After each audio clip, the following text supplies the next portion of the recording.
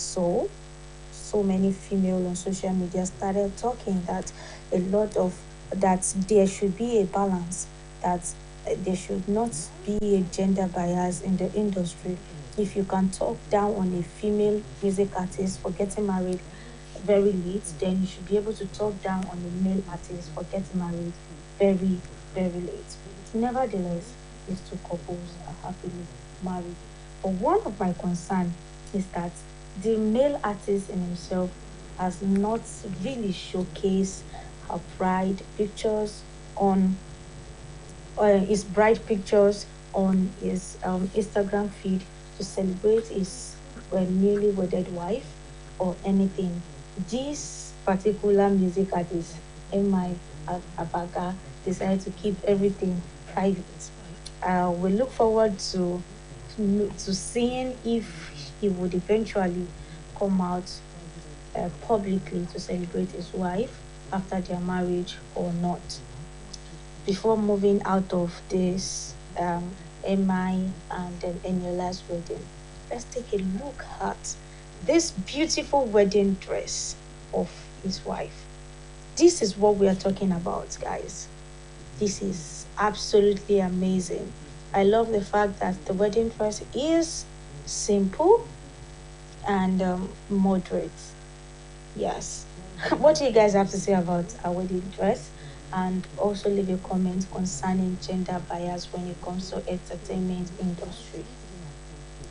This beautiful hairstyle you see on the screen is called corn roll.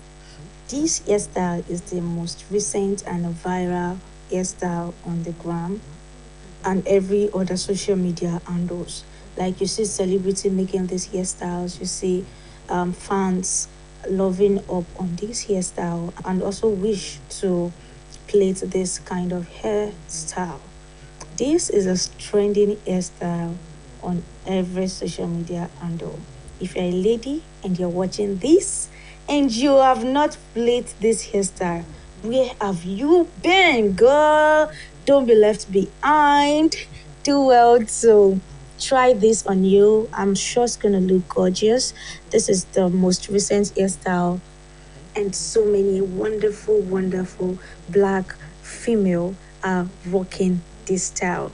Don't you think you need to also change that your hairstyle right now? This hairstyle is a talk of the town. So many people are in love with it, and most especially men love when you plait your hair and they can see the scalp of your hair.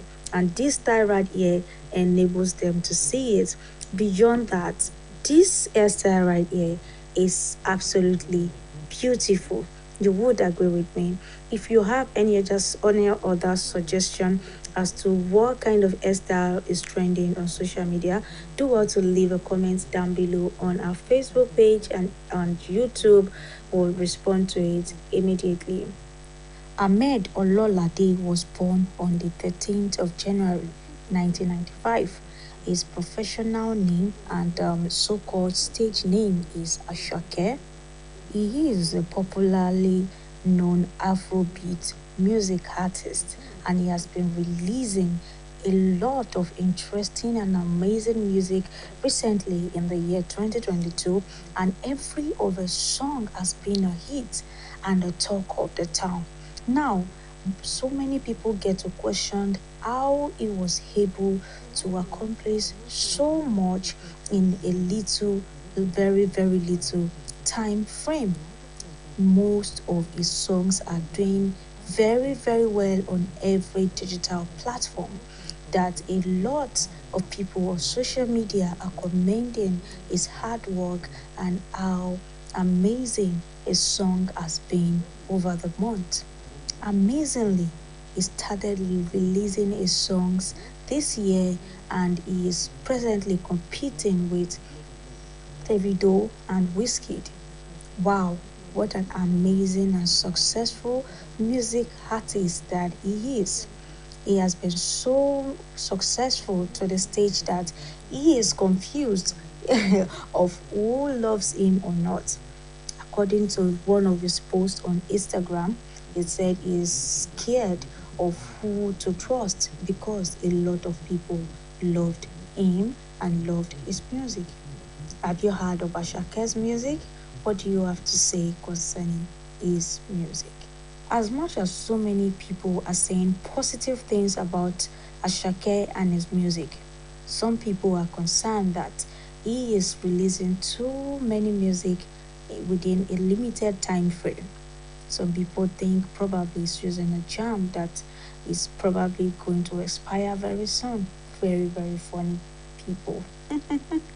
Why some people think that he is just consumed with the fact that he is too good and then he keeps releasing every songs he gets inspired to write and to sing.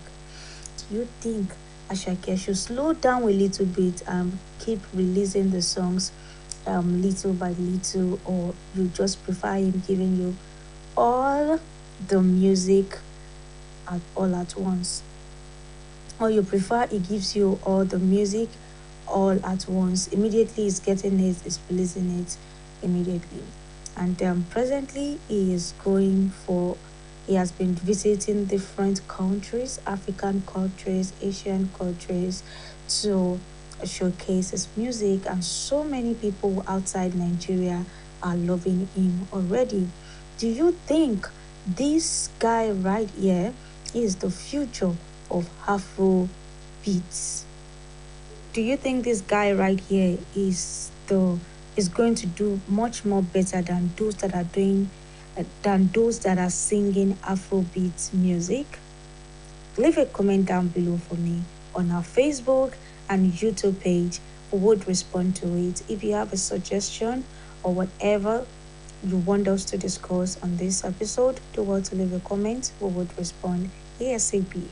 Thank you so much for staying tuned and watching today's episode. I am Tolu of God signing out, and I'll see you same session, same time next week. Bye bye. It's another beautiful word, and of course the weather is treating us right. Where will I be in this business at this particular time? Mental preparation, passion of yourself, just like Joy said. Now, before talking about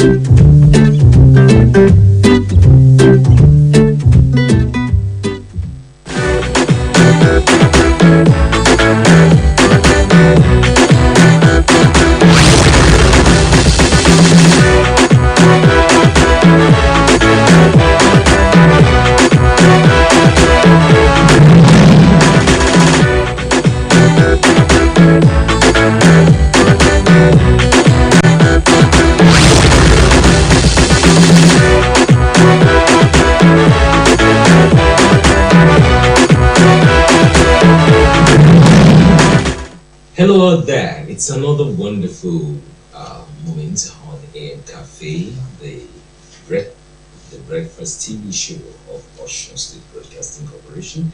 We are live with you on 113 on Star Times in 502 of Free TV. It's a special edition of AM Cafe in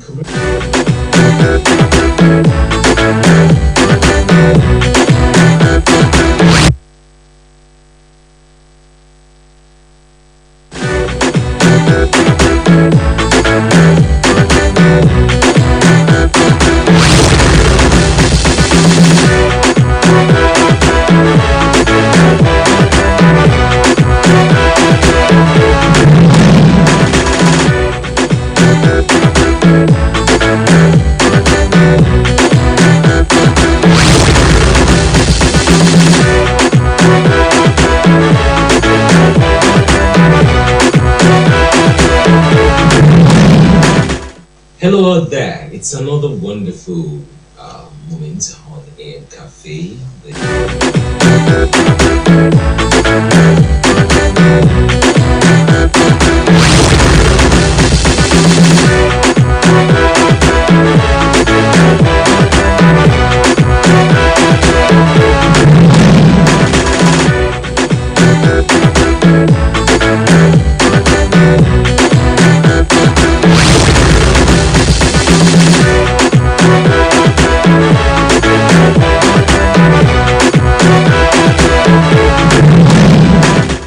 Hello out there, it's another one.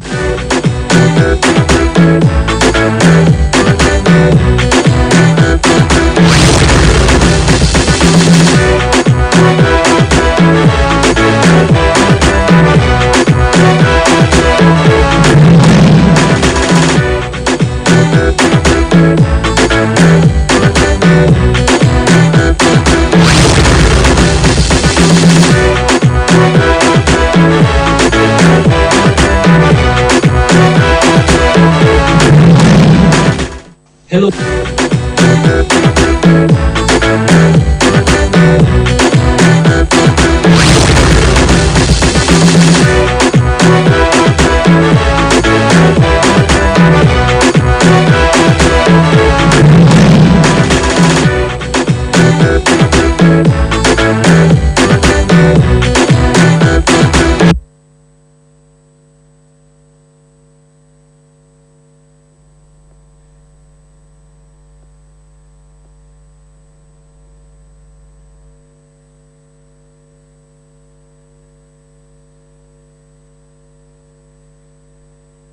Almost every Nigerian knows late General Chukwuemeka Odumegu Ojukwu, the man who fought for the secession and freedom of the people of Biafra, a struggle which led to the Nigerian Civil War of 1967 to 1970. But little do they know who his father was. In this video, we bring to you the super interesting and inspirational story of Sir Louis Odumegu Ojukwu, who was a notable businessman, transporter, real estate mogul, founding president of the Nigerian Stock Exchange, and the very first Nigerian billionaire and richest to ever live on the face of the earth. He was so rich that the British colonial masters had to borrow his Rolls Royce to convey the Queen of England around Nigeria when she visited in 1956. Stay tuned as it brings you the interesting grass to grace story of Sir Louis Odumegu Ojukwu, and also tell you the shocking reasons why he never wanted his son Chukwuemeka Odumegu Ojukwu to join the Nigerian army. But before we begin, if you're new to our channel, you're highly welcome to Laura Emi TV, and please do well to hit on that subscribe button, and do not forget to turn on the notification bell so you can always stay notified and updated whenever we post a new video. We post very interesting content every day. Without further ado, let's jump right into our story.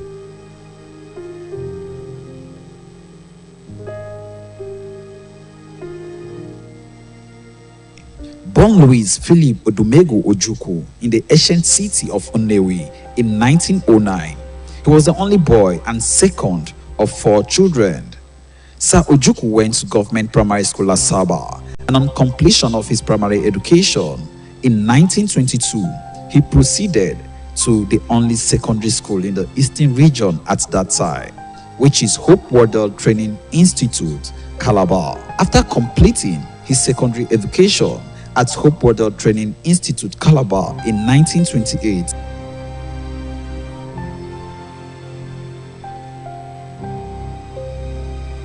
Sir Louis secured a job as a tire sales clerk with John Holt PLC in 1929 in Lagos. While working as a tire clerk with John Holt, Sir Louis Ojukwu noticed that many Igbo traders who came to Lagos to buy tires always bought textile as well. With his meager savings, Sir Louis traveled down to Onitsha, where he opened his first business venture called Ojukwu Stores, and employed one of his relatives to oversee it. Then he returned to Lagos and started sending textiles on lorries to his shop while still working for John Holt PLC. His textile business boomed, and by 1930, Sir Louis bought a second-hand truck and employed a driver in order to move his goods himself, and Ojukwu Transport Company was born. Sir Ojukwu worked tirelessly, and by the end of 1930, he was the major transporter on the East-West Road in Nigeria. In 1939, on the outbreak of the World War II, the British government requested the use of Sir Ojukwu's fleet of trucks for the war, a deal he agreed to. When the war ended in 1945, the British government recognized the sacrifice he made, and he was awarded a KBE title, which means Knight of the British Empire. The end of the war also created a high demand for raw materials from West Africa, and Sir Ojukwu transport business exploded sky high, and he diversified into other businesses. Some of Sir Ojukwu early drivers, such as Chief Ilodibi, aka Ekenedeli Chukwu, and Chief Izu Chukwu, the owner and founder of Izu Chukwu Transport Company, would later become transport moguls themselves. Sir Ojukwu was so rich that in 1956, when the Queen visited Nigeria, the British authorities had to borrow his Rolls Royce and personal driver to chauffeur the Queen around the country. Sir Louis was also a financial pillar of Nnamdi Azikiwe NCNC party, and when the party came to power in 1960, Sir Louis was offered the position of finance minister, which he turned down. The position ultimately went to Okoti Ebo. Sir Louis died in Nkalagu, present-day Ebonyi State, in 1966.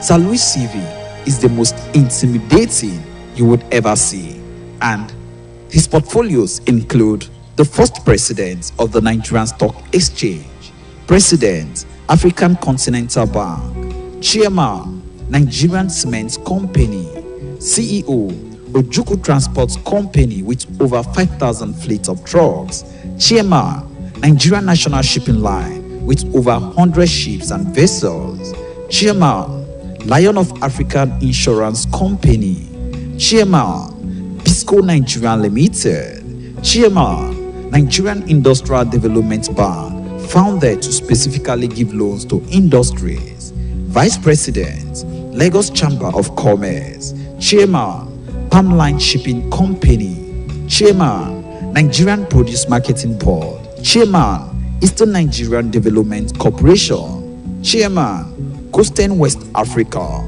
Director, Shell Diaki Petroleum, Director, Thomas Watt and Son, Director, Nigerian Coal Corporation, Director, Guinness Nigerian Limited, Director, Nigerian Tobacco Company, Director, Daily Times of Nigeria. The man was simply larger than life. Sir Louis also owned numerous buildings, landed properties, and stocks. It is estimated that as at the time he died in 1966, he was worth about $40 billion in today's money.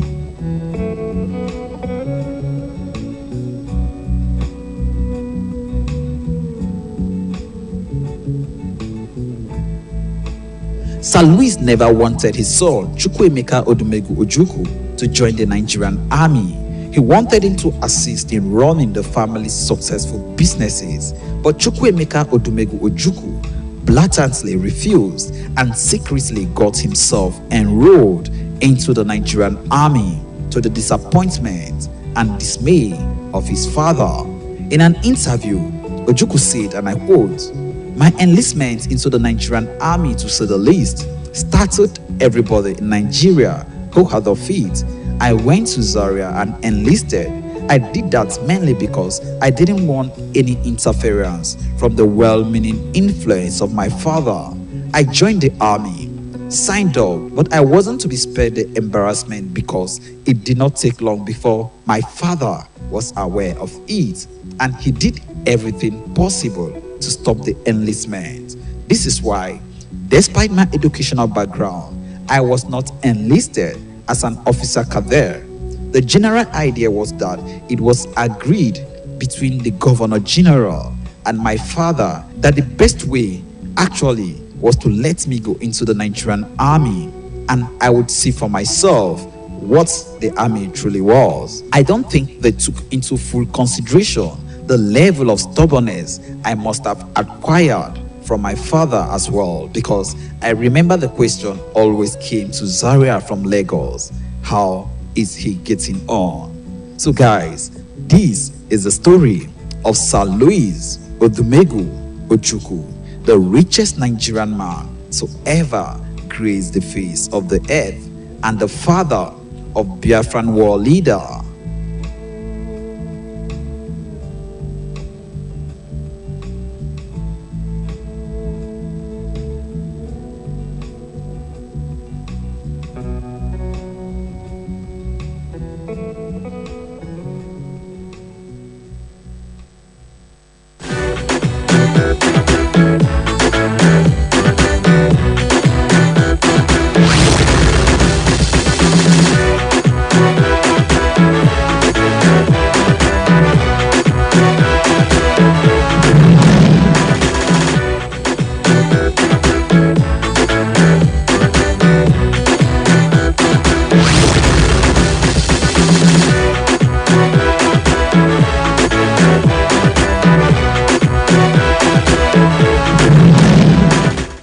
Hello out there. It's another wonderful moment on AM Cafe, break, the breakfast TV show of Ocean State Broadcasting Corporation. We are live with you on 113 or Star Times in 502 of Free TV. It's a special edition of AM Cafe in commemoration of Nigeria at 62, the Independence Anniversary Broadcast Edition of AM Cafe. This is the personality interview segment on the Breakfast TV show every morning weekday, where we reflect on very important issues and situations that affect our lives as a people, as a country, as a state, as a community. My name is Baker Famino. Welcoming everyone on board. Like I did say, it's a special edition. Yes, and for a special edition, we had to go for a big catch. A big catch. We will be looking at where we are today, 62nd anniversary after our independence on October 1st, 1960. So far in our history, we have had our ups and downs. We have had our good, the bad, and the ugly experiences. Somehow we are still together as a country.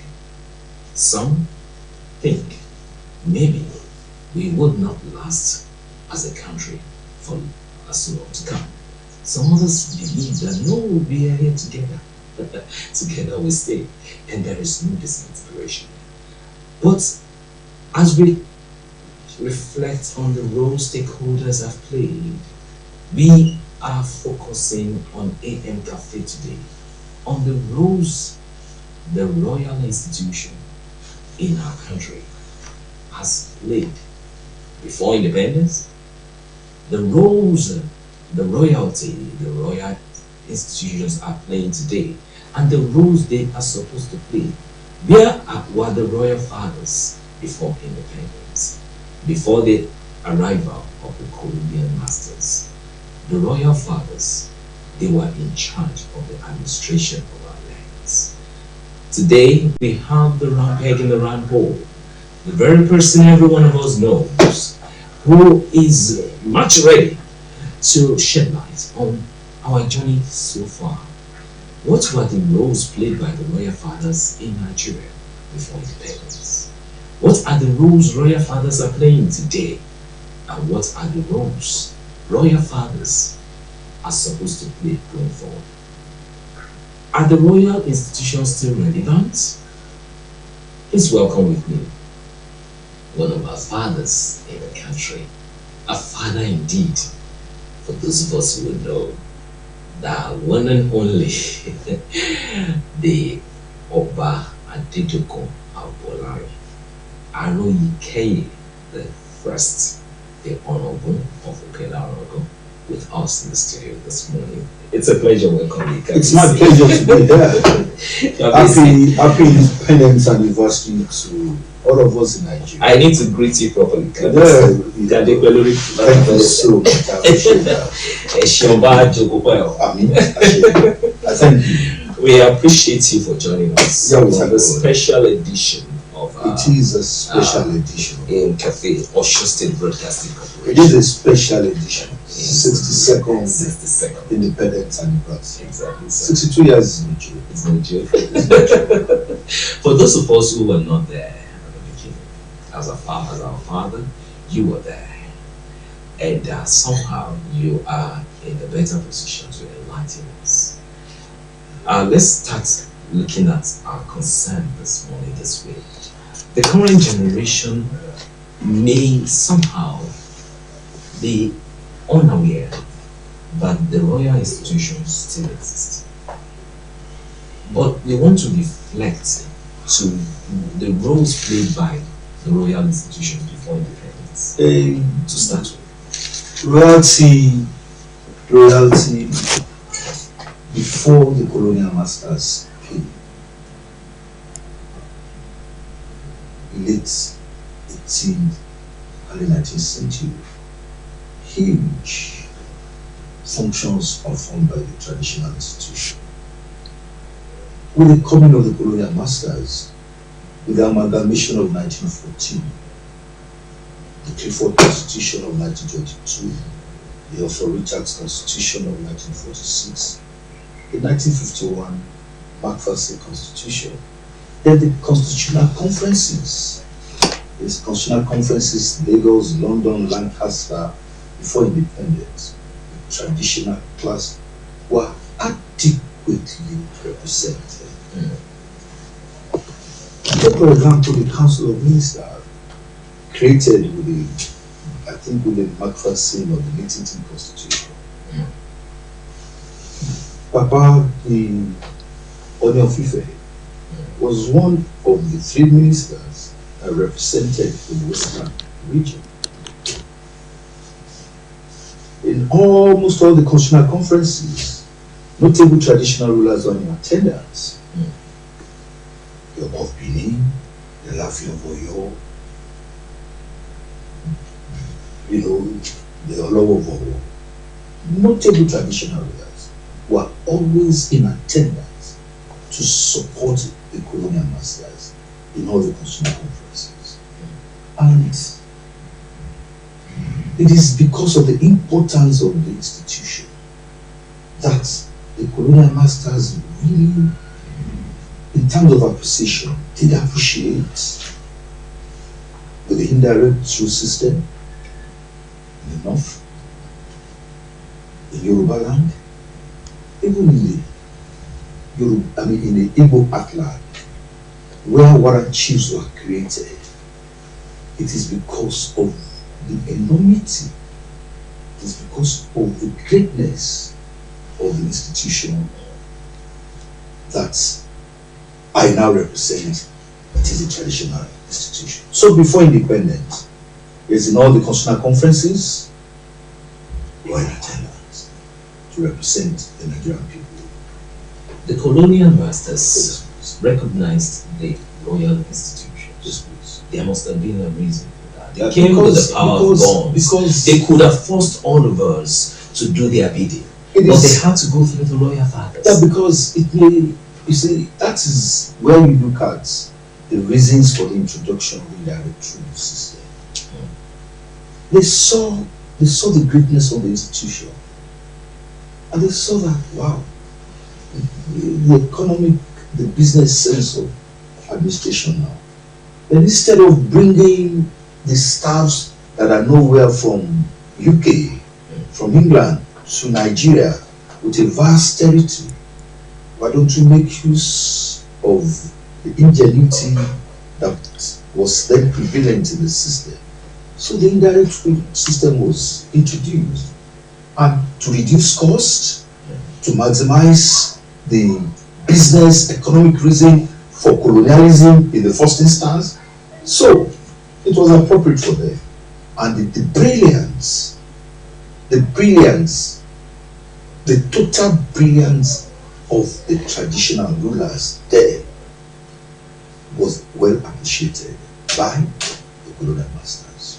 Now, as part of the pre-independence responsibilities and roles, you mentioned the participations of the royal fathers at the constitutional conferences. Yes, what about the engagements in London? There were a number of times emissaries had to travel to UK. Were the royal fathers involved in among the delegations that had to travel as part of the struggles for independence? What were the roles played by the royal fathers? To articulate the interest of the Nigerian people. Because as at then and now, we represented and still represent yearnings of the people. I keep saying, a lot of us may not understand what the Alashe Kili actually depicts. It's a sovereign, someone with the power of a people. Today, after God, I'm a true representative of the people in terms of everything. So it was there, and it's still till today. So the colonial masters, coming from that background, kinship, monarchical background and meeting a West in Nigeria, they had no choice than to make use of the traditional class. Kabisi, Yes, please. permit me to interrupt you. Let's take something very inspiring from Yes, what you please. just said. These were total strangers Yes, please. across the Atlantic, Yes, please. and they came around. Perhaps they were expecting to meet monkeys on trees, but they came. They met human settlements with wonderful system of In governance. fact, I always tell people that in terms of governance, in terms of philosophy, the philosophy of the Yorubas that I'm part of, there, highly commendable. Ginger Kozo, John Locke, you cannot do better than the people that existed in this part of the world before the colonial masters came. Definitely, You see that in our various festivals. And when I celebrate my festivals, like the Eka, like the Isiro, take for example the Isiro festival, I see what popular sovereignty means. I know that power in totality resides with the people, and the wise saying of the Yorubas in your lower level to is applicable. So popular sovereignty, separation of powers, the principle of checks and balances is well entrenched. And I guess when the colonial masters came, they perceived all this, they saw all this. In terms of institutions, the institutions were in existence. In terms of collective, the security, the Dongari in the north, the Akali, the Yoruba land, the Oyomesi, even in this part of Yoruba land too, well structured administration. And so they had no choice than to just. It was a collaboration. A collaboration, just to Not necessarily dominance. Not necessarily dominance, but dominate. But they dominated us too. Yeah. But the domination couldn't last. Yeah, because of the introduction of Western education and the restlessness of the Nigerian people, most especially the Western educated elites. I mean the Yoruba educated elites and the Eastern educated elites that were in a hurry for independence. Yes. And this was done in alliance with the traditional class. The nationalist struggle was in alliance with the traditional class. You cannot forget the Oni of Ife Sojaji. When it was right for them, because of the provision of the collective principle in the Constitution was unable to function.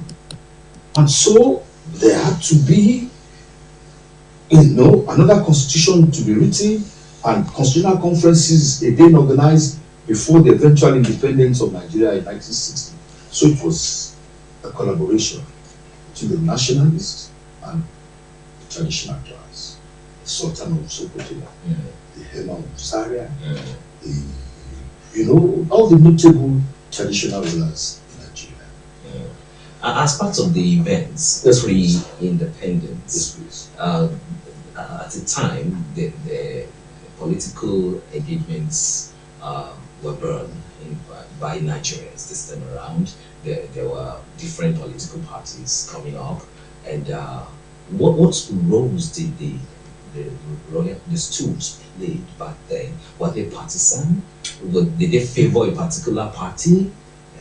Tell us a little more. Yes, that party structure in Nigeria emanated from the cultural, let me say the culture of the people. The Egbe Modudua gave rise to the Action Group in 1951. The Mutale Arewa gave rise to the NPC, the Northern People's Congress. the Igbo State Union,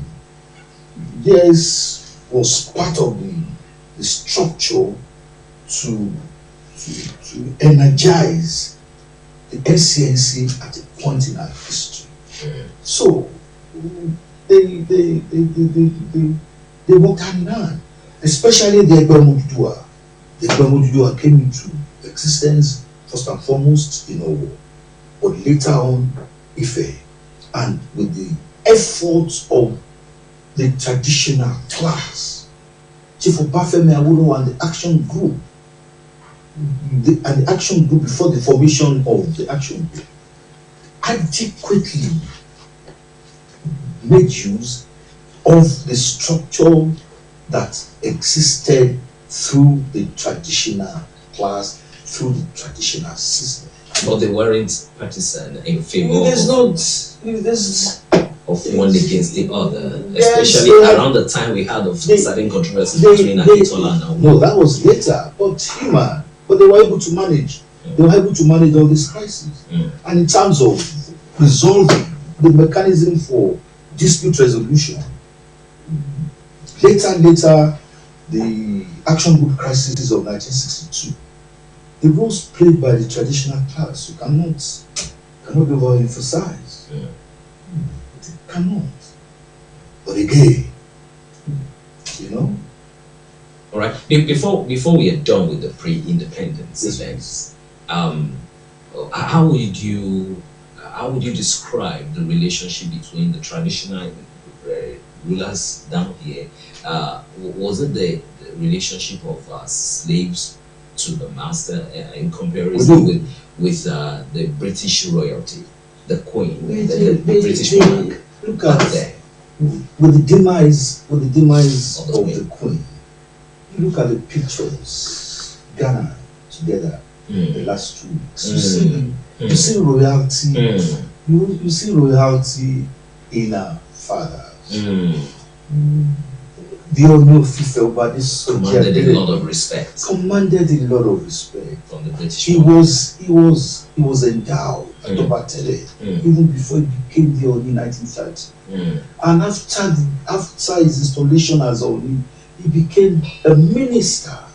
And the Council of Ministers that came into existence during the colonial masters and during the independence. He was the Governor General until Chief Odeleye Fadansi took over from me as a result of the crisis in the Action Group then. So, and you look at the law for Oba Olatero Olagbegi, look at the Elekode of Fikoli, Oba Adeleye, the Ewe of Ado-Ekiti, Aladesomi. These were all the, the Alaafin of Oyo, Adeyemi, Adigboru.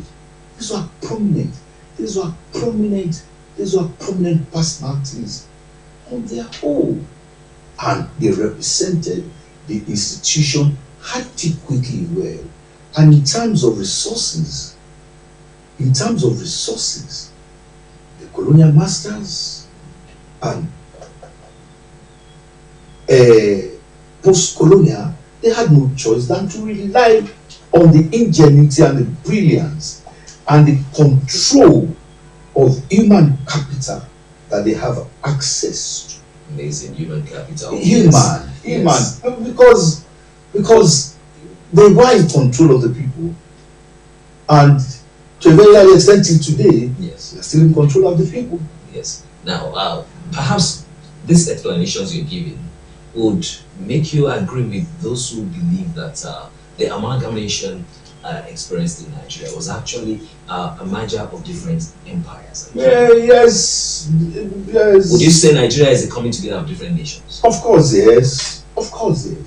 But again, you can sort it out in terms of that's a different. So each of the royalty could be said to represent to have the status of a president in the nation. Oh, of course, yes. The king, like King Charles, though the colonial masters didn't make reference to us as kings, they make reference to us as chiefs. And that's why still in our chief's law, and that's why we still debate it today that we should jettison the reference to the traditional class as the law governing us as chief, the chief's law. No, we are not chiefs. We are in control, we are the sovereign in our various communities. It seems you just touched on something very, very sensitive and very key. Maybe an error they committed, perhaps deliberately, as a way of subjugating us. You see, yes, you know what colonialism means. Yes. Colonialism itself is you transplant a perceived superior culture over a perceived inferior culture. They didn't believe our culture was anything to write home about.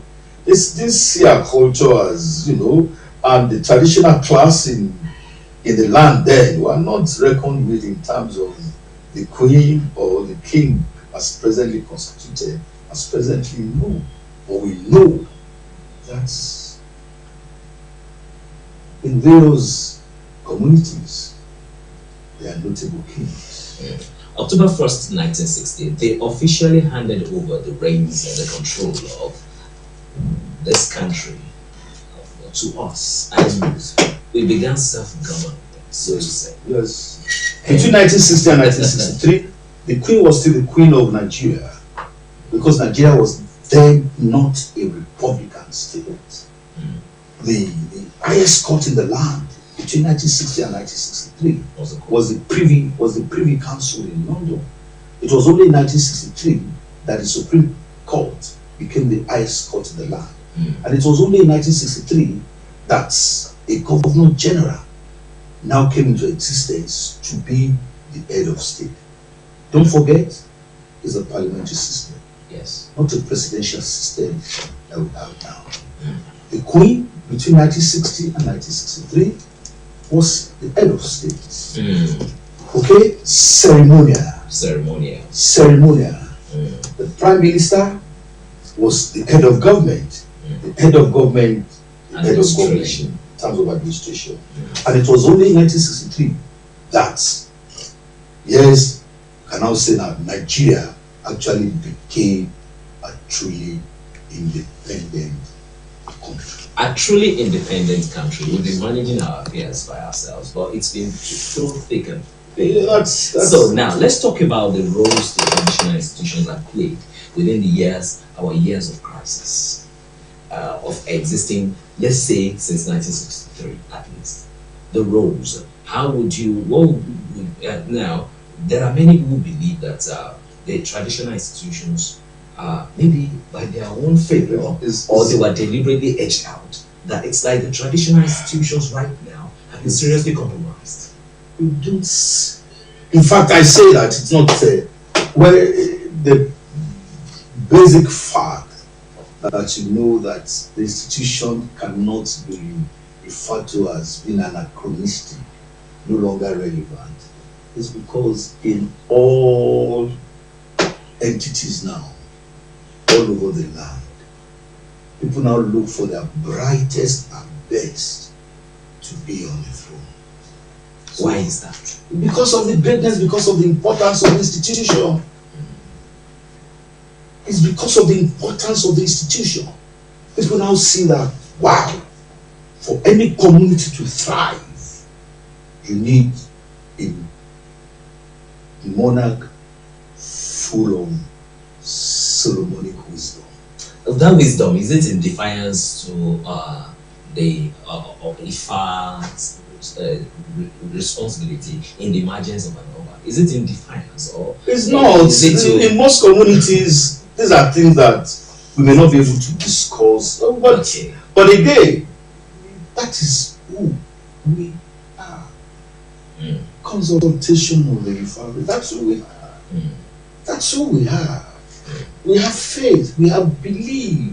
It's a belief system. It's a culture. And the totality of the culture of the people, you just don't jettison. That's who we are. So, very many communities in Yoruba land don't joke with the Ifareku. And at the same time, they seek the spiritual guidance from wherever because we're spiritual people. We're a spiritual, highly religious people. Kabiyesi, would you That's who suggest we are. we are not making any mistake in the process at all? We're not. It's not. It's not. I tell people, yes, Nigeria, despite the shenanigans that we're experiencing, these are the challenges of nation building. Nations are not 62 years. It's not long in the life of a nation, but in the life of a man, It is long. oh, it is long. It is long. If you are 62, wow, you are old. But in the life of a nation, it's nothing. Okay. Nation building is power. You stand up, go, you fall, you rise again, along the line you learn. But I just pray that we learn. Get it right. We learn and build on.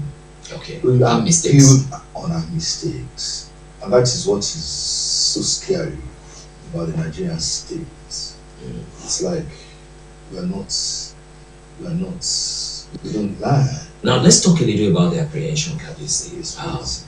Before independence, Yes, please. if you were to take a cue from the roles the royalty played before independence, how the royal fathers across the land, across the country, spoke with one voice against the colonial masters. They Now- didn't.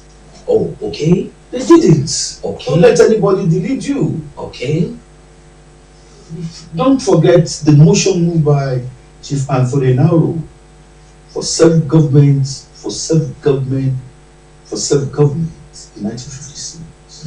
There was a counter motion moved in the House of Representatives that instead of a specific date, the motion should be as soon as practicable.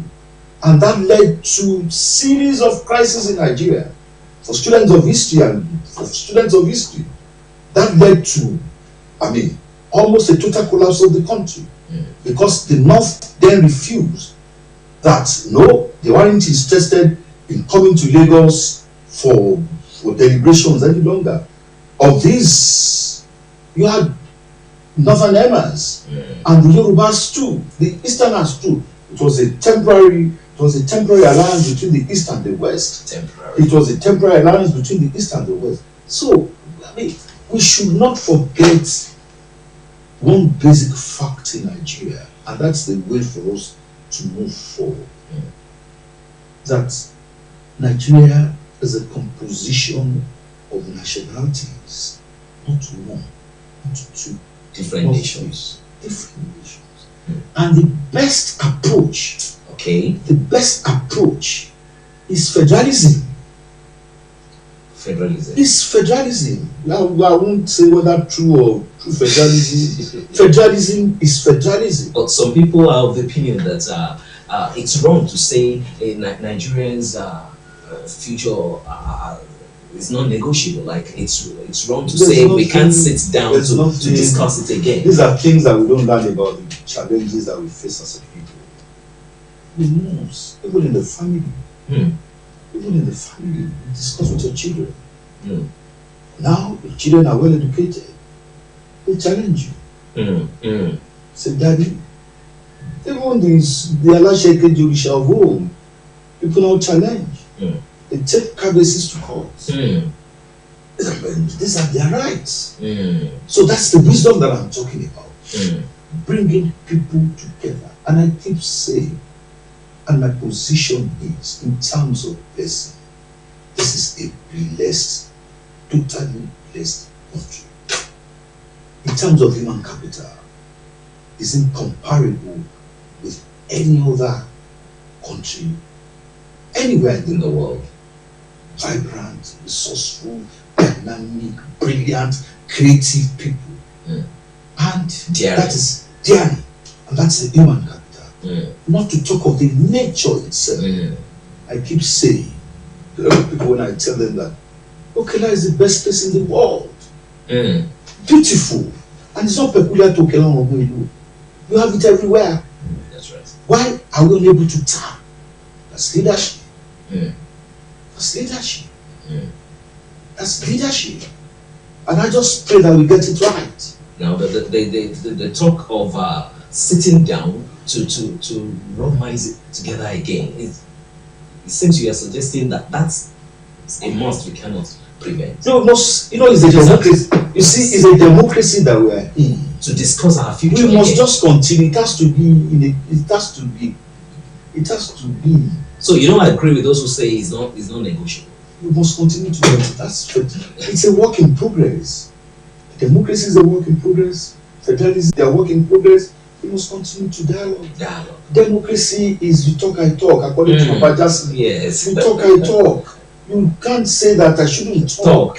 No. From the north, you cannot see things from the perspective of the northerners. Neither can you see things from the perspective of the westerners, the Yorubas. And again, for you to understand and appreciate yourself, there must be constant dialogue. Yes. All shades of opinion. If we look at the kind of politics we run in Nigeria today, we see a situation where royalty can be easily deposed by a political institution. How would you describe the relationship between the royal institutions and the politicians? Are the royal institutions subordinate to the politicians? Of course, yes, you must know that. When a Republican state, and I tell my colleagues, when a Republican state, so royal fathers are the 1999 Constitution, that's the grand norm. Section 1, Section 1, Section 1.1, Section 1.2, Section 1.3 especially of the 1999 Constitution as amended makes it imperative that we are all of us under the law. That's why only recently you see that monarchs, imprisoned for 15 years. That is the law. But I keep saying that we are in existence because of the natural affection that our people have for royalty. But how do we bring in checks and balances now? Because politicians, when they are in government, actually, that's the elected representative of the people. They are. So one can say that, okay. And that's, excuse me please, that's the beauty. That's the beauty of the Nigerian experience. Monarchy, Republican states, working hand in hand. That's beautiful. Okay. And it's just for us to, for me, I know my limitation. I know that I cannot do anything outside of the Constitution. I know that if I do things, God forbid, as a lawyer, if I do things contrary to the Constitution, I know that I'm a goner. And I have a lot of work to do here. But at the same time, let's imagine a situation where a son of Okelarabo is the governor of the state. Yes. So that means this person is wearing like two caps, so to say. To you, this person is a son. Yes. At the same time, you're a leader. He's the leader. I won't delude myself. He's the leader for a specific But at the period. same time, he's a leader for a specific period. And he of has 4 years. At most 8 years. As your son, he has responsibilities towards you. He may decide not to. It's not compulsory for all children to be responsible to their parents. Are all children responsible to their parents?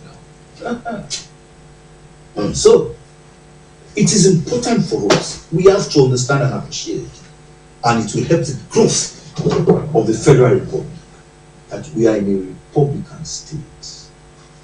And republicanism is to have elected government. What should be the responsibilities of the politicians to the royal fathers? We should just work hand in hand, complement each other. Okay. For me, I know my limitations. I don't play politics. I run away from it. They're all my children. Are you suggesting that royal institutions should remain non-partisan? We should. For me, there are too many to perform my traditional duties as a Honorable here in Okelanwo. And I'm in charge of everything. Before you, children not going to school, I see them as a lover of education. I can't pretend as if they are not existing. People who live in poverty, they come to me. I can't pretend I live here. I'm here 24/7. I just relay all these things to people in authority. I'm the chief security officer. But the elected representative of the people in the local government is Mr. Chairman, and Mr. Governor is the elected leader of the people.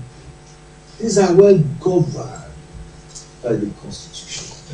And I thank God that I said it earlier. The greatness of the institution cannot be underrated. Okay. Words can never be. I did know the importance of the institution of the KBK. But I can tell you that as a scholar of politics, political science, the institution of membership in Yoruba land cannot be. You use the word complementary, sir. Yes, please. Talking about relationship between the royal institutions, the politicians, and the people of the land, and that it's complementary. Yes. And a very quick one. You permit me, Kabiyesi, to switch to the finest language in the world. Yes. That's Yoruba, our tiwantiwa.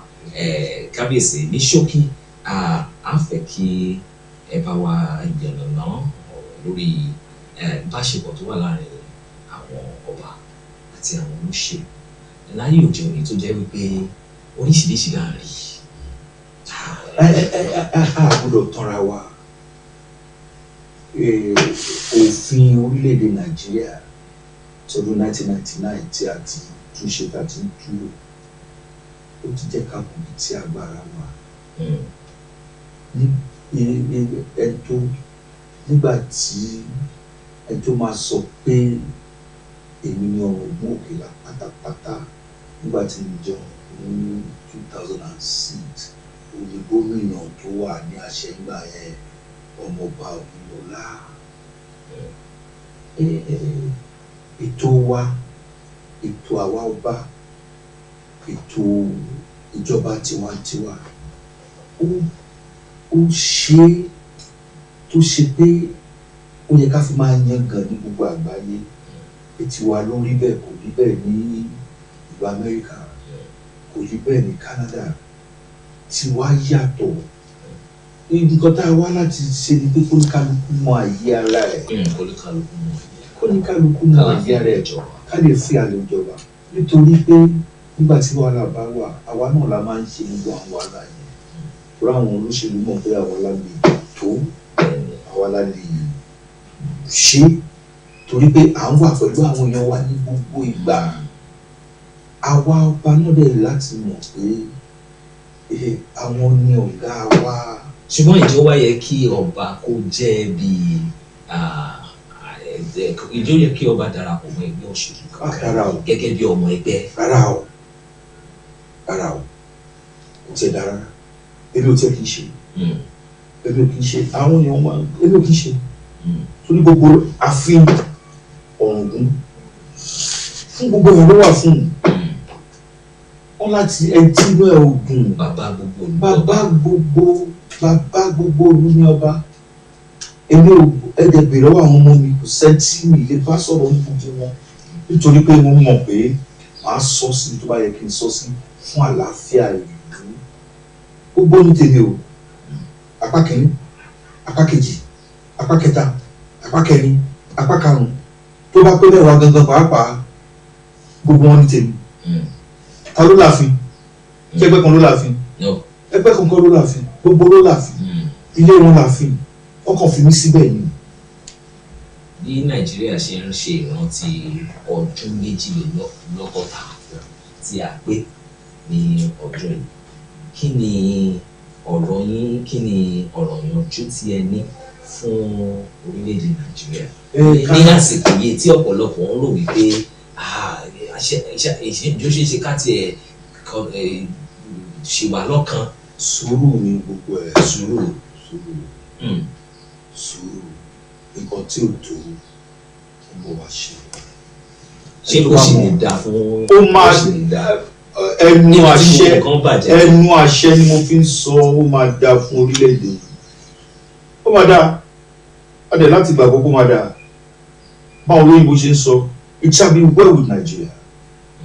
ní gbogbo nǹkan òde ẹjẹ́ má jẹ́ ká tanra wa ogunlọ́gọ̀ wa máa ń rò pé ire ilẹ̀ náà láti rí ní ojú ẹ̀mí wa ń sọ fún gbogbo àwọn èèyàn níbi tí òun náà bá wà sápá tiẹ̀ ẹ̀yin tẹ́ ń gbà òun wa bí tẹ́yin náà bá wà ẹ sápá tí kábíyèsí ẹ̀yin náà bí tẹ́yin náà bá wà ẹ sápá tí nǹkan tó ń pè ní ká máa gbé ìlú ga nìyẹn ṣùgbọ́n tẹ́ bá rò pé èèyàn kan ló máa ṣe èèyàn kan ò lè ṣe àwa ní ìjọba. That sounds like a very rich expression to wrap it up, according to Kabiyesi Oba Didoko Abolari Aroyi Keye the First. He said it in Yoruba. He said Awani Ijoba. Yes, in English it means maybe that's why democracy is described as the government of the people, by the people, for the people. Awani Ijoba. And Kabiyesi insists that the future of our dear country, Nigeria, is still bright. Kabiyesi also emphasizes that 62 years in the life of a man is very long. But in the life of a nation, we can't really say 62 years is long. Who have recorded over 200 years of existence, over 300 years of existence, and Nigeria is just 62 as a country. That means maybe we may not have to break apart. Kabiyesi has insisted as well that federalism, whatever way you describe it, is the way to go. And it's not right, since it's not dictatorship, it's not military, it's not right for us to say our being together is non-negotiable. That's not right. That it is right for us to continue to engage. Even in a family, a father cannot insist that I'm your father, so whatever I say is the final. If a father would not do that, how much more a nation? Kabiyesi, I believe I'm right, that these are your positions. These are my positions. And the long and short of it all is that Kabiyesi says that the future of Nigeria is still bright. As long as every one of us remember to make it our responsibility to protect the future of Nigeria.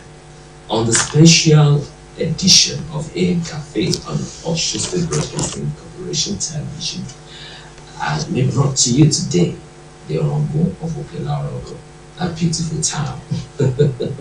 And I think it's not wrong to say beautiful city. Yes, it's been a wonderful time with Kabiyesi of Okela, shedding light on the roles and the responsibilities of the institutions before independence, at independence, and going forward in determining the success of this country. That we'll think and think we got it right, we got it wrong, but we still keep trying to make sure that we eventually get to our promised land. We are in the promised land already, and the promised land again is the land that we all want. So far so good on this broadcast today. Special thanks to you all out there for being a part of this conversation. We appreciate you. Without you, we wouldn't have been here. We appreciate the hands behind the scene, the cameraman and the BTR, MCR, everybody is well appreciated. Special thanks to the producer, Wishola. Thank you for the efforts. The executive producer, Olasukami, we appreciate you too.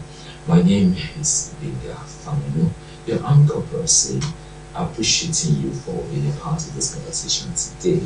And as we say happy independence once again, we wishing you a more prosperous new year ahead for every one of us as a country. To come your way on another edition of the Cafe, is wishing you a blessed day. Goodbye. God bless.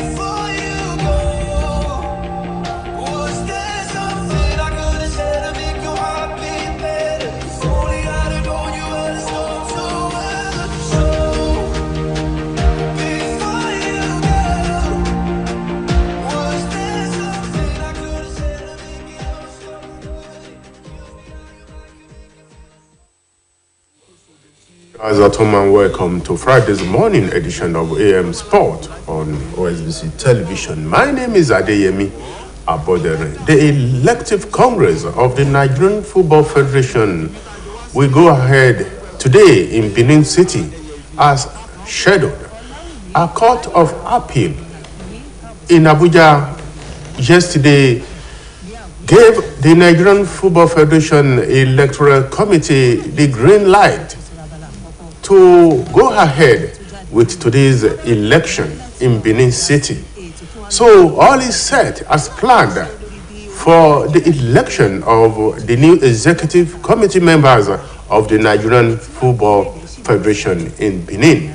Don't forget, a high court in Abuja had earlier put on hold the elective Congress, citing an ex parte injunction, filed by the Professional Football Association of Nigeria, PFAN, over the constitution of the board of the Nigerian Football Federation. But with the judgment of the appeal court yesterday, which nullified the ex parte injunction given by the election will go ahead today as planned.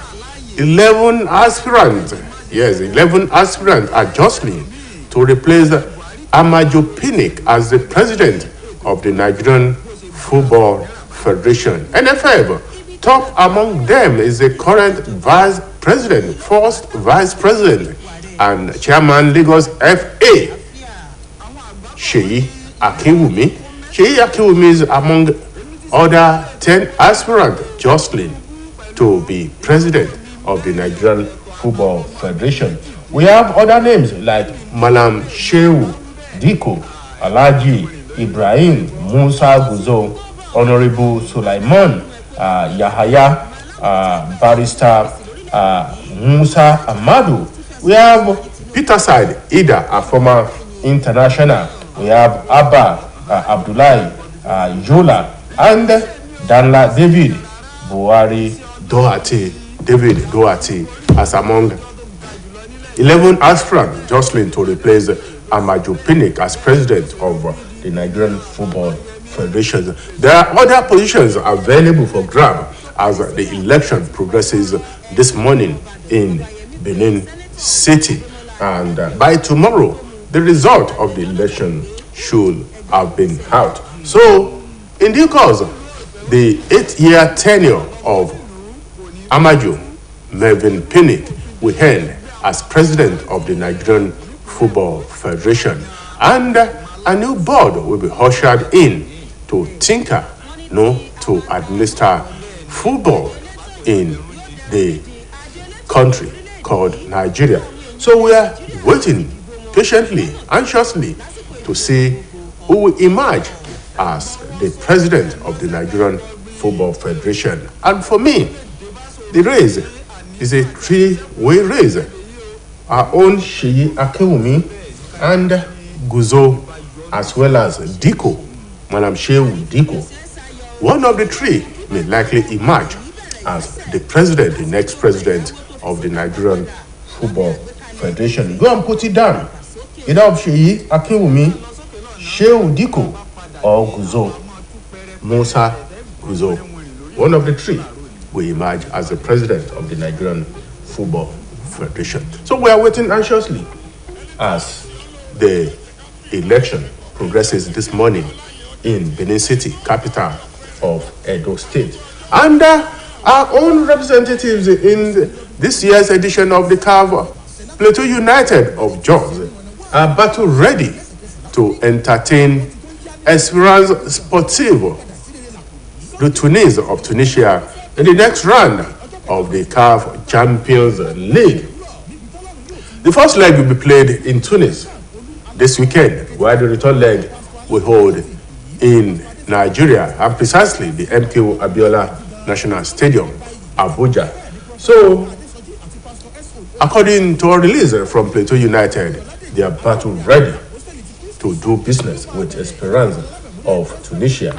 And still on CAF related issues, the president of the Confederation of African Football CAF, Patrice Motsepe, will be in Guinea today alongside the Secretary General of the body to speak with the military ruler in Guinea on the possibility of hosting the 2025 African Cup of Nations.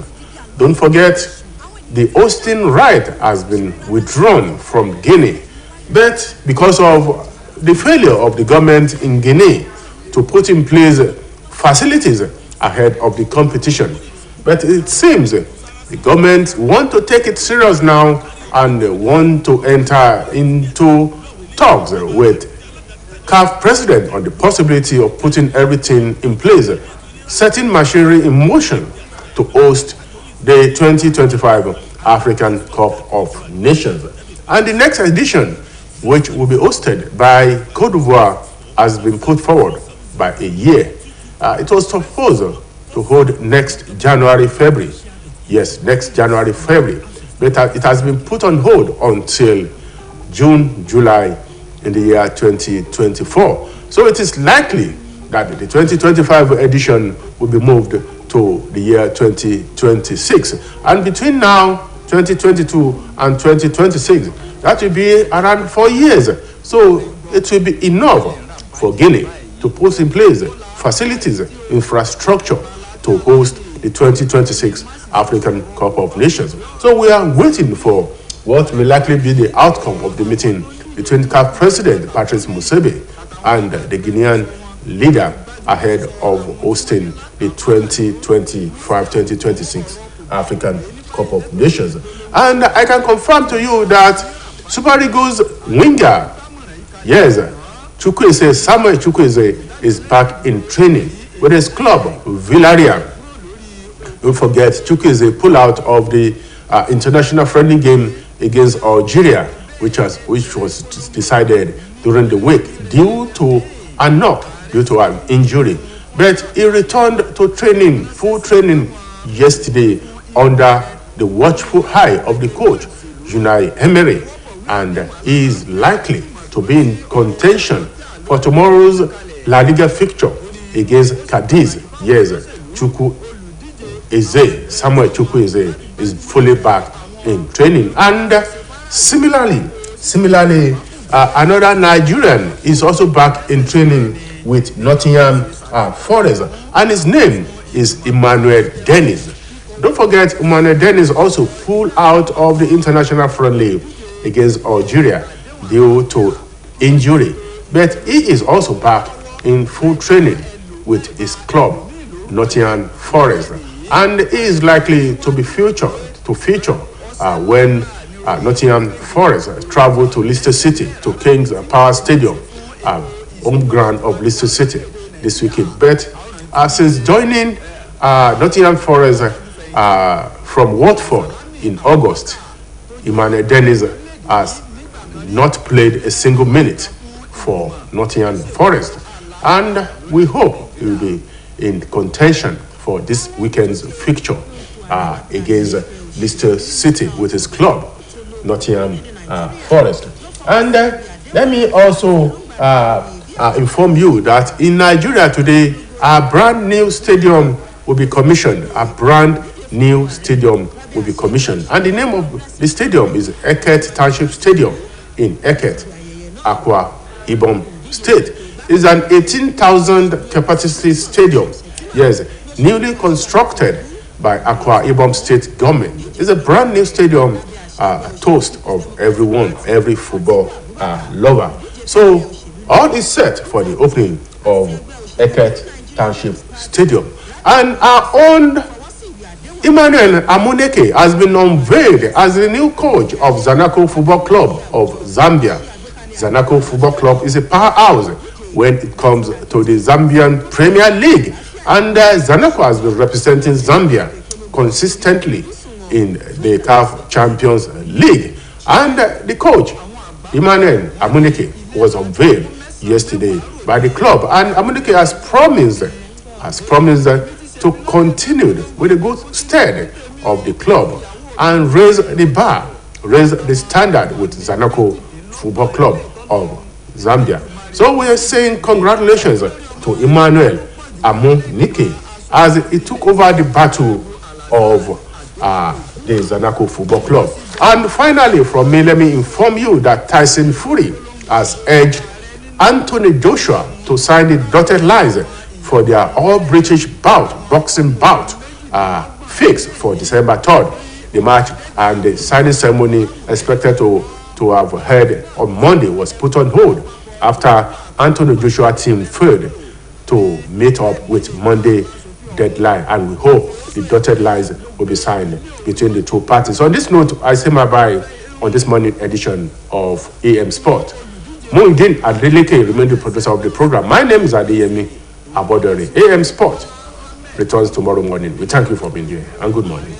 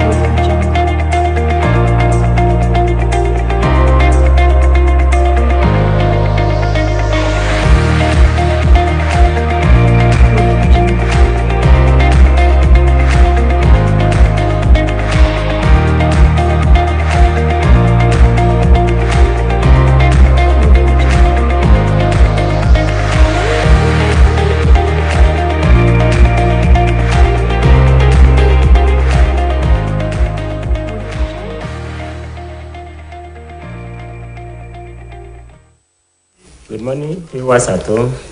You are welcome again to today's edition of Newspapers Today. My name is Kayode Adebayo. Let me quickly run through the available newspapers that we have for review today. First, I have with me here the Punch newspaper.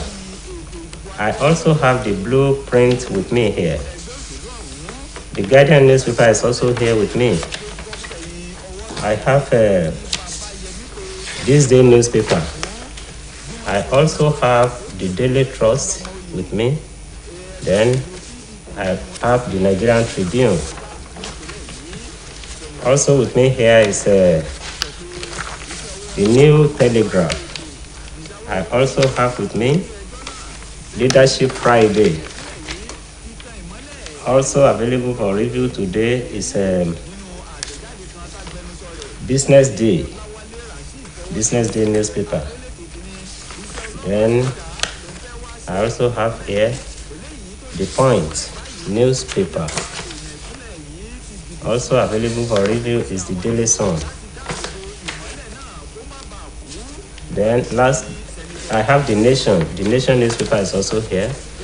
Then I have the Vanguard newspaper. And that is the last of the papers that we have today. Then let me quickly run through the headlines before we begin with the review proper. On the front page of the Punch newspaper, I have this one. APC presidential campaign, Tinubu to pacify Adamu, governors with 2,000 appointments. On the front page of the Blueprint newspaper, I have this headline. At parties peace accord, Buhari, Abisalami, Jonathan harp on issue-based campaign. Then on the front page of the Guardian newspaper, comply with peace accord, Buhari, Abubakar, Jonathan tell candidates. On the front page of This Day newspaper, I have this one. 2023, Tinubu absent as Atiku, Obi, Kwakwanso, others sign peace accord. On the front page of the Daily Trust newspaper, at peace accord signing, don't fight dirty, Buhari tells Tinubu, Atiku, Obi, others. Then I have another headline on the Nigerian Tribune newspaper, Trade Doors. Controversial letter unsettles APC. Then on the front page of the New Telegraph newspaper, 2023, bribery allegation rocks PDP as 4 National Working Committee members return millions. Then on the front page of Leadership Friday, fresh crisis in PDP as 5 National Working Committee members return 151 million naira rent loot. Then on the front page of the Daily Times newspaper, 2023, Buhari advocates issue-based campaign. Then Business Day, I have this headline, Obi, Tinubu, Kwakwanso yet to unveil manifestos. On the front page of the Point newspaper, fierce battles ahead as 96.2 million Nigerians collect PVCs. Another headline on the Daily Sun newspaper, amid Buhari's caution, presidential candidates sign peace accord. On the front page of the Nation newspaper, scandal rocks PDP National Working Committee as members return 122.4 million naira. Still on headlines, and on the front page of the Guardian newspaper, 2023, furore in APC over campaign team list. That is the last of the newspaper that we have for today. With me to review the papers is our regular guest on the program, Alhaji Muritala Agbola. Alhaji, you are welcome on the program. Thank you for having me. Good morning, Nigerians, and Eid Juma. Thank you very much. How's the family? We thank God. Yeah. Now let's begin with the Punch newspaper. APC presidential campaign, Tinubu to pacify Adamu, governors with 2,000 appointments.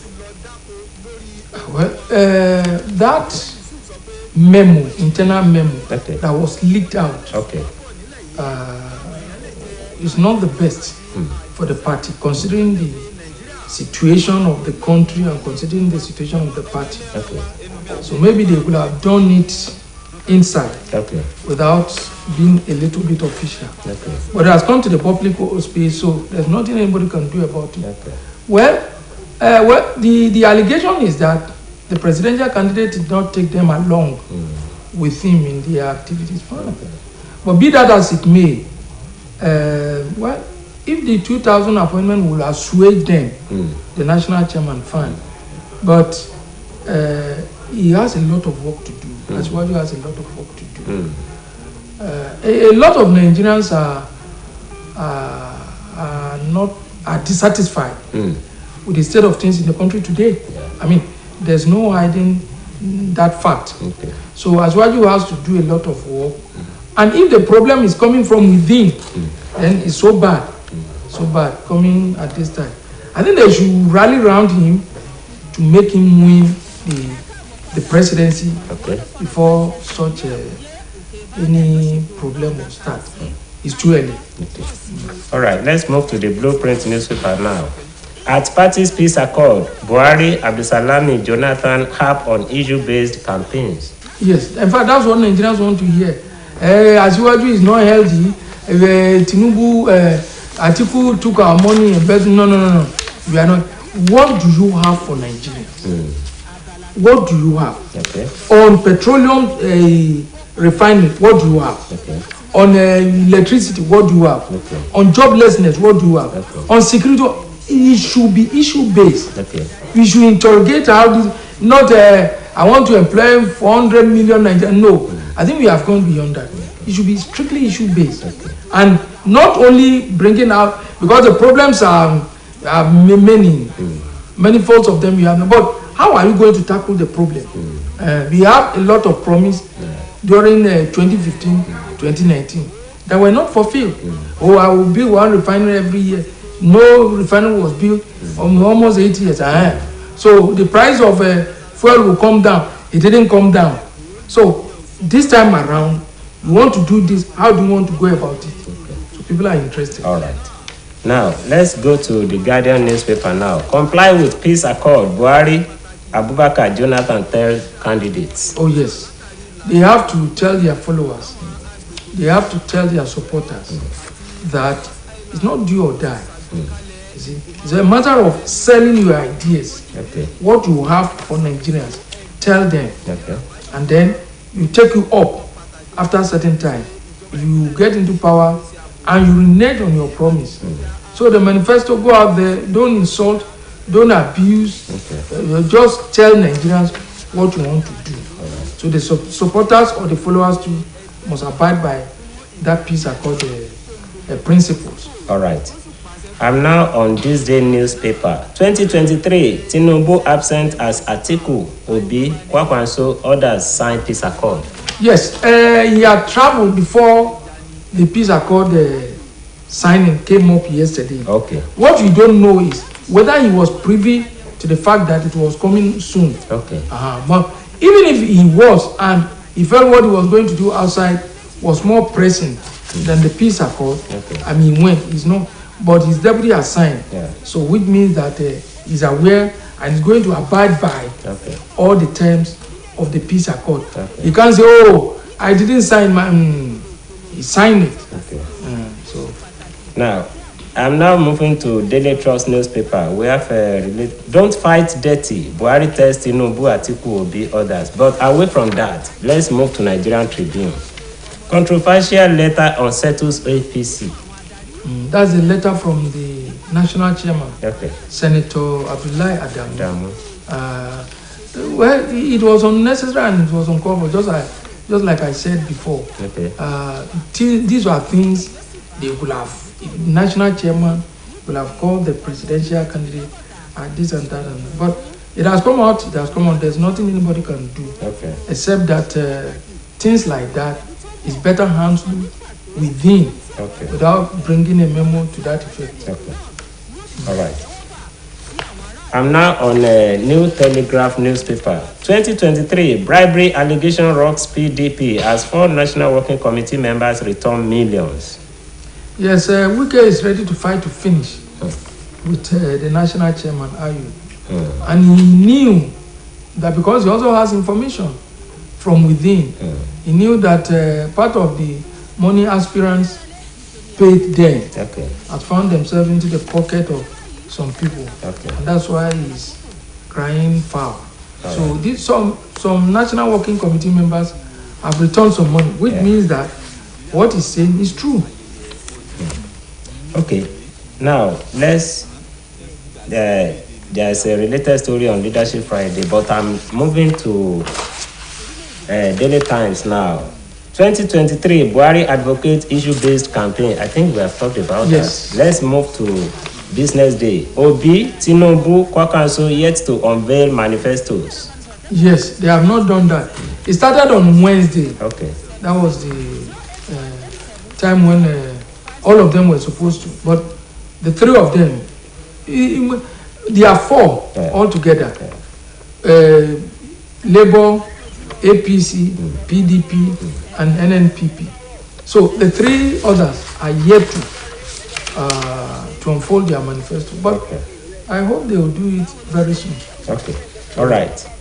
Let's move to the Point newspaper now. 2023 polls. Fierce battles ahead as 96.2 million Nigerians collect PVCs. Yes. 92 million people. Well, let's see how it goes. But I envisage a tough battle. Before now, we used to talk about two major political parties, although they are still dominant. APC, PDP. Okay. One has been in government before, the other is still in government, serving. So along the line has come Kwankwaso, which is also an old school player, as well as Obi, the obedient movement, Obidati movement. Let's see what that pans out. Okay. Let's see how that pans out. All right. Now, on Daily Sun, we have related story on peace accord, but away from that, let's move to the Nation newspaper. And we have the headline that also talk about the related story relating to PDP. But let's have this story. Senatorial seat, Lawan surrenders to court ruling. Well, he has no choice. He has no option. The people have spoken, and the court too has spoken. So he has no choice than to succumb. Okay. It tells us how greedy some of our elites are when they get into power. Lawan, for all you care, has been in government since 1999. I mean, so give way for some other people. And maybe if things continue like this, then there may be laws that, for now, the law we have is for the executives, governors, president. You can't do more than 2 terms of 8 years. Maybe you may have, although in the parliament that might not be feasible, because the more you stay in the parliament, the more experience you garner, and the more helpful it is for the society. But again, I think people are misusing it. People want to be there forever. I mean, it shouldn't be so. So let's give other people chance. Okay. Let's also have this story on The Nation. I'm still on The Nation newspaper. 2023, Buhari Abdusalami worried over spread of fake news. Yes. In fact, it needs to bother any right-thinking Nigerian. Because when the news are spread on the social media, people who read it take it for facts. They take it as true.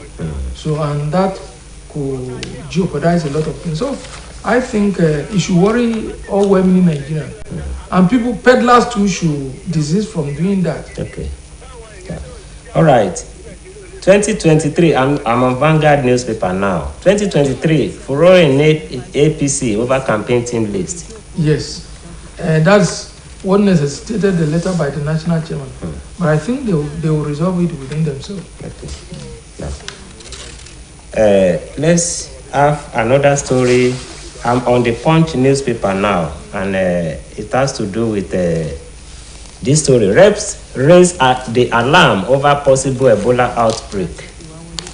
Then we need to move very fast to prevent it, prevent the outbreak. Okay. And we need to take all necessary medical precautions. So that because Ebola it's a virus and kills very fast. That's not what we need now. So all the government agencies directly connected with the health sector Okay. should be up and doing and up their ante Okay. so that we could prevent the outbreak of Ebola in Nigeria. Okay. Now, I'm still on the Punch. I'm on the Punch newspaper now. Let's have this story. Federal government makes fresh offer. ASU insist on UTAS. Well, that issue, I watched Batabia Miller and the ASU team Okay. led by their Professor Oshudeke, Okay. talking. Well, why the government is insisting that IPPIS should hold sway, Okay. the ASU also saying that they prepare the UTAS. What we need, I have said this severally, what we need is a tripartite meeting. ASU, the government, Okay. well-meaning Nigerians, and even we parents too should observe the meeting they are holding. Okay. So at the end of the day, we'll be able to resolve the issue amicably. Okay. All right. Now let's talk about the oil sector now. Nigeria 272 trillion naira to oil theft. That's on Blueprint newspaper. Yes, people who engage in stealing our oil, they have nothing to do. The security apparatus have not been able to arrest the situation. Recently, contract was ordered out to Tompolo, government Tompolo. Well, let's see how that, but the stealing continues. Okay. Why? Because the government will not do what to do. Okay. Now let's see this story on Blueprint also, where Gbajabiamila urges ASU to end strike. Yes, I think that is what every reasonable Nigerian would do. Like I said, I watched them. He had a session with them and then promised to get back to them after he must have consulted with Okay. the President and Commander-in-Chief, President Muhammad Buhari. Okay. So let's hope that something positive will come out of it. All right. Let's see this one on this day newspaper. World Bank approves $750 million to strengthen business enabling environment in states. No, it's very important. They are giving us some money Okay. to help us so that the business environment will be okay. Businesses will thrive.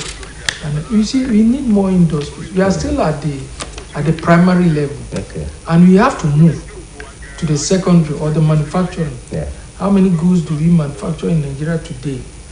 Everything is tokumbo. We can do a lot. All right. So, but the World Bank is coming to our aid. We only hope that the money will not find itself into private pockets. Okay. Yeah. Let's have another story here on New Telegraph. ASU strike. IPPIS will erode varsity autonomy. Oshudeke. Well, that's what he's saying. But there are also some people who are saying that employee cannot dictate to the employer how he should be paid. Again, whatever, for anybody cares, what we need to do is let's have the meeting. Okay. Both sides will come, then independent people too will come, and then we see how we can resolve it. Okay. Yeah. Let's see another story here relating to the country's independence, and it's on a New Telegraph newspaper. At 62, Nigeria still in search of nationhood. Yes, we are. We are, in fact, it's not as bad as it was previously. We are in search of nationhood. By now, we should be rolling the drums, jubilating, but I don't think our situation now calls for jubilation.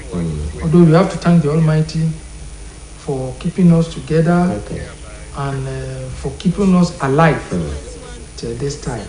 But I think the people want something more than that. So 62 years of independence is not yet Uhuru. So the government has to do more, and we citizens too have to. Because we all have blames, however minute, however small, in the situation we find ourselves. And sometimes we look at the other person, the third person, oh, they, them, and one here and one. But we all have our own blames too. So we all have to be good citizens starting from home. Okay. As a parent, how well have you played the role of parenthood? So it starts from the home. Okay. Now, if the home is well, the society or the community will be well, Okay. and the country will be well. Okay.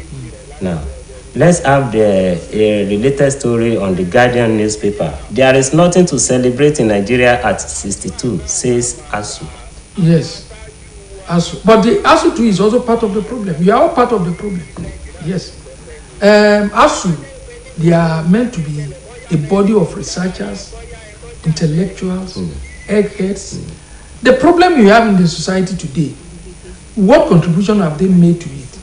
In other climes, in other countries, that's why we call them the eggheads, the researchers. Okay. They identify problems in the society and they try to find solutions to it. But in the Nigeria, it has not been